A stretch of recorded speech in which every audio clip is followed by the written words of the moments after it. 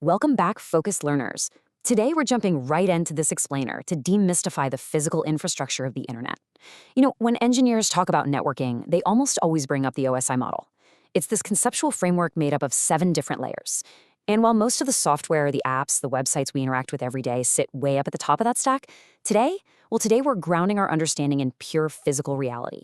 We are starting right at the foundation, exploring layer 1, the physical internet.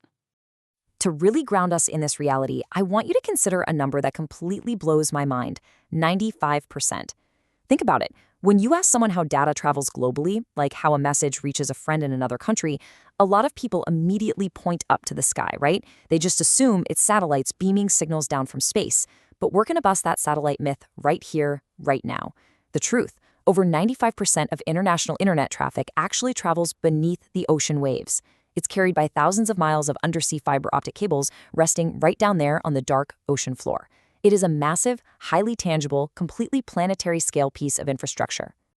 Okay, let's dive into this. Section 1. The internet is physical. Because it's definitely not up in the clouds and it isn't made of thin air.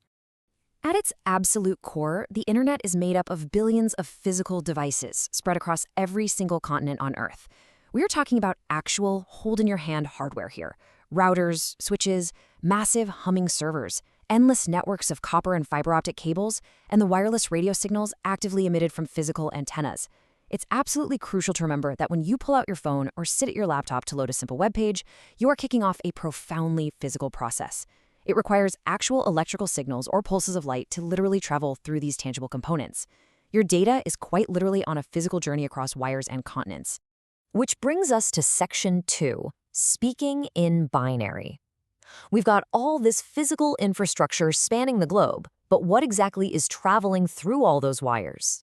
Well, every single thing you do online, every PDF you download, every high-def image you scroll past, every video message you send, is stripped completely down and encoded as binary. It's nothing but endless, rapid-fire sequences of ones and zeros. But here is the fascinating part. The physical medium completely changes how this data actually manifests in the real world. So when your data travels through copper cables, those binary ones and zeros take the form of tiny electrical pulses. Zap, zap, zap. When that exact same data hits the undersea fiber optic cables we just talked about, those ones and zeros instantly become rapid pulses of light bouncing through glass. And when it finally reaches your home Wi-Fi, it translates into invisible radio wave patterns flying right through the air in your living room. It's literally the exact same binary information the entire time, just constantly adapting to whatever physical medium it happens to be passing through. Now, as you can imagine, this sheer volume of ones and zeros presents a massive logistical nightmare. Think about downloading a huge 4K movie file. You definitely can't just shove millions of ones and zeros through a wire in one giant, continuous stream. If we tried that, it would completely clog up the network for literally everyone else. So, how do we fix that? Section 3. The packet journey. Instead of one continuous network clogging stream, your data gets split up into tiny little fragments called packets.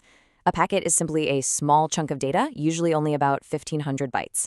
And what's absolutely incredible about this is that every single one of these tiny packets travels completely independently across the network.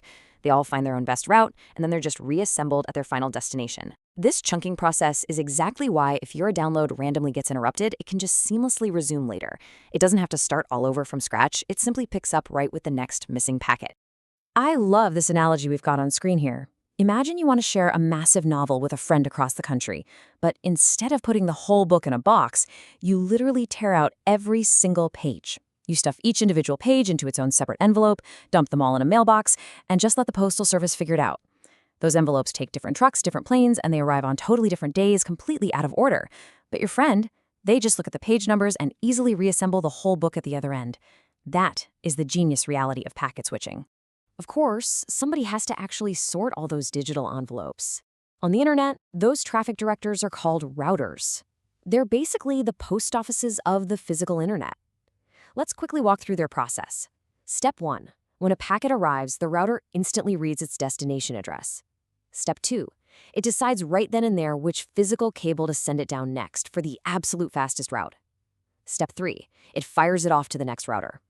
A single packet of data might hop through 15 to 20 different routers, zipping between cities and bouncing across oceans just to get from your phone to a server on the other side of the planet.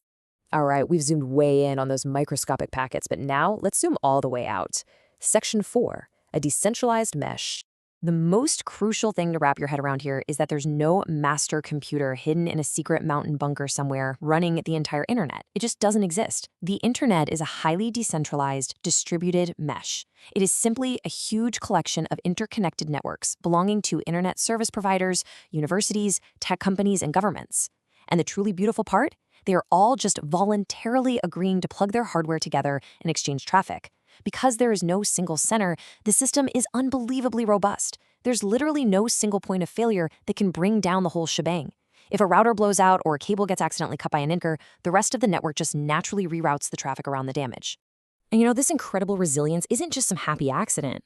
The internet's direct predecessor was a network called ARPANET, which was born out of extreme Cold War necessity.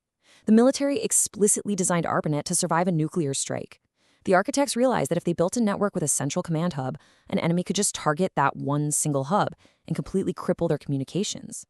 By engineering a decentralized mesh with no center, they guaranteed that even if a huge section of the network was wiped off the map, the surviving nodes would just keep right on routing packets around the massive crater. Which brings us to a final, really profound thought to close out our explainer today. So, what does all this mean? How does relying on a decentralized, literal nuclear strike-proof network impact the way we communicate today? I mean, really think about that for a second. Every single time you stream a movie, laugh at a silly meme, or just send a quick text message, you are utilizing a staggeringly complex, highly physical global infrastructure that was fundamentally engineered to survive the apocalypse. The fact that billions of physical devices, cables, and routers silently and successfully collaborate every single second to make it happen is it's nothing short of a modern miracle. Thank you so much for joining me for this explainer today, Focused Learners. Keep exploring, keep questioning, and I'll catch you in the next one.